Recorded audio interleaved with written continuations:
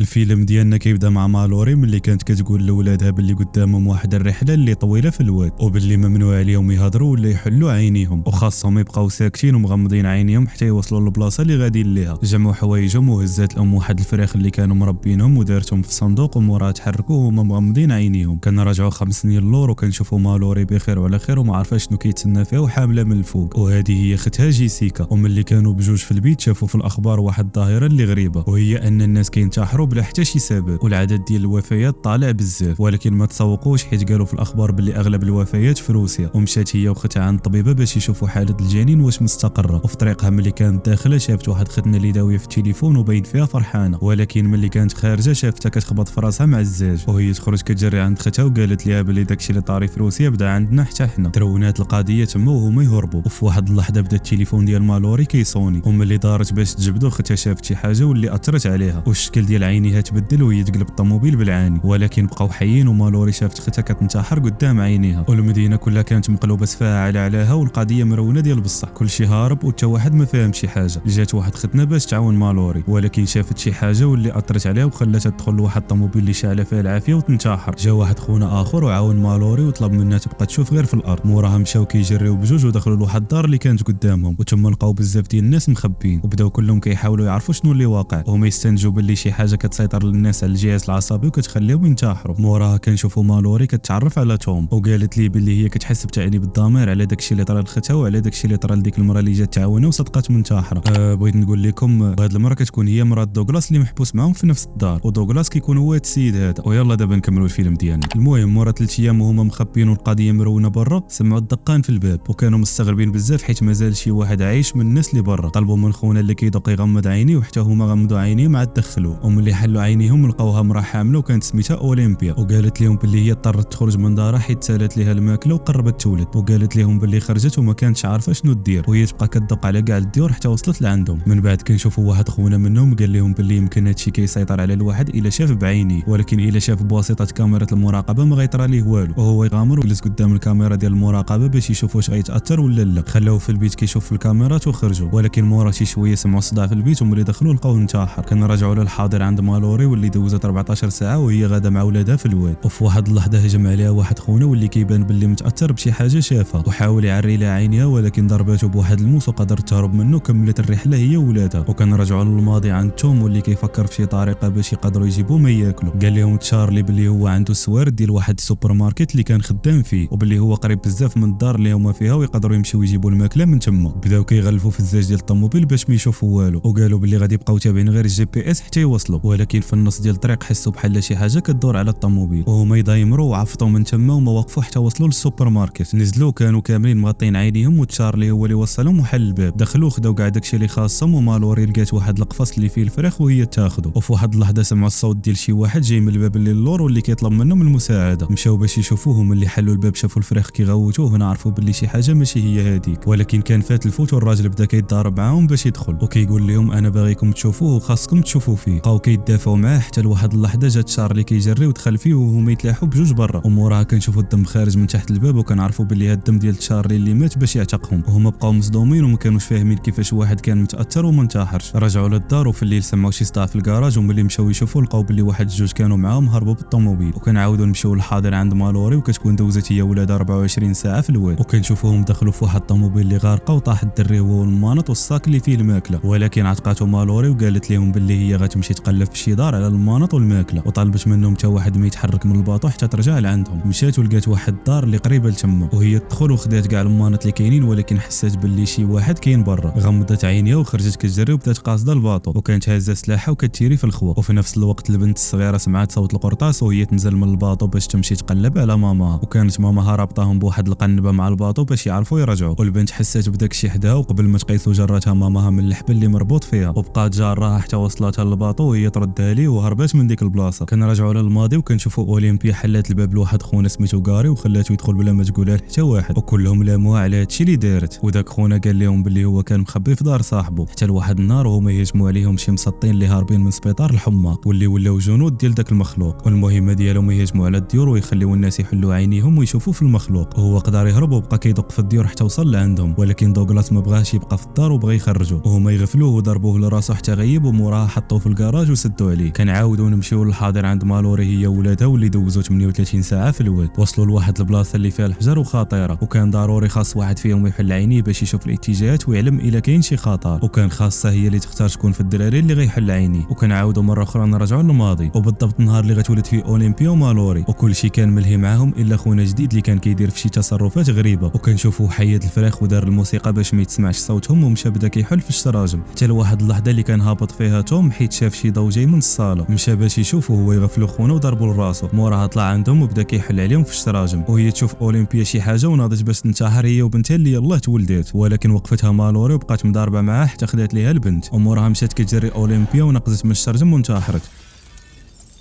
طلع عندهم دوغلاس وكان السلاح ومغمض عينيه، وتيرا لخونا في كتفه ولكن خونا هجم عليه وتلاح هو وياه من الطابق الثاني حتى لتحت. وموراه هز مقص وضربوا به وقتلوا. بدا كيحاول يوصل السلاح ولكن توم وصل قبل منه وتيرا فيه هو يموت. موراها طلع للفوق ولقى مالوري وولدها وبنت اولمبيا بوحدهم اللي مازالين حيين، وهنا بدات حياه جديده ودوك الدراري ربوهم توم ومالوري. ومورا 5 سنين كنشوفوهم بداو كيتعايشوا مع الوضع، وكانوا كيحاولوا يبعدوا من الناس اللي مسطين حيت هما جنود ديال داك المخلوق. وفي واحد النهار سمعوا واحد خونا سميتو ريك قال في اللاسلكي باللي كاينه واحد البلاصه اللي واللي كاينه في الاخر ديال الواد، وباش يوصلوا ليها غيدوزوا يومين في الواد. وبداو كيوجدوا في راسهم باش يبداو هذه الرحله، ومالوري كانت خايفه بزاف. وملي كانوا كيوجدوا في راسهم وكيجمعوا في الماكله من الديور اللي حداهم هجموا عليهم المسطين واللي هما الجنود ديال المخلوق، ولكن توم بقى مضارب معاهم وطلب من مالوري تهرب هي والدراري. قدر يقتلهم كاملين وبقى غير واحد فيهم اللي عايش واللي كان تابع مالوري. تبعوا باش يقتلوه وهو يتاثر بالمخلوق، ولكن قبل ما ينتحر قتل داك خونا اللي كان هو اخر واحد مازال حي. كنراجعوا للحاضر وكنشوفوهم وصلوا للبلاصه اللي خاص واحد فيهم يحل فيها عينيه. مالوري في الاول فكرت تخلي البنت هي اللي تحل عينيها حيت هي ماشي بنتها، ولكن من بعد تنادم مع الحال وقررت باللي حتى واحد ما غادي يحل عينيه، وغادي يكملوا الطريق وهما سادين عينيهم. ولكن ملي كانوا غاديين تقلب بهم الباطو تفرقوا على بعضياتهم، وهي طلب منهم مالوري يغوتوا باش تعرفهم فين كاينين. تبعت الصوت حتى وصلت لولدها وبقات كتقلب على بنتها حتى لقاتها. وموراها كملوا طريقهم من الغابه، وكانت ختنا كتسمع شي صوت كيطلب منها تحل عينيها. ما تسوقاتش وبقات غاده حتى تعكلات وطاحت من واحد البلاصه اللي شويه عاليه. ناضت وبقات كتغوت على ولادها وكتطلب منهم حتى واحد ما يعري عينيه. وصلت للدري وبقات كتعيط على البنت حتى وصلت ليها حتى هي. ومن بعد بقاو تابعين الصوت ديال الفراخ حتى وصلوا للبلاصه اللي كانوا غاديين ليها في الاول. وهنا اكتشفت مالوري باللي ديك البلاصه هي مدرسه ديال الناس المكفوفين، وشافت بزاف ديال الناس اللي مجموعين تما صغار وكبار. حتى لهنا كيسالي الفيلم ديالنا. ما تنساوش لايك وكومونتير وبارطاجيو الفيديو مع صحابكم. تهلاو ليا في راسكم، نتلاقاو في فيلم جديد ان شاء الله.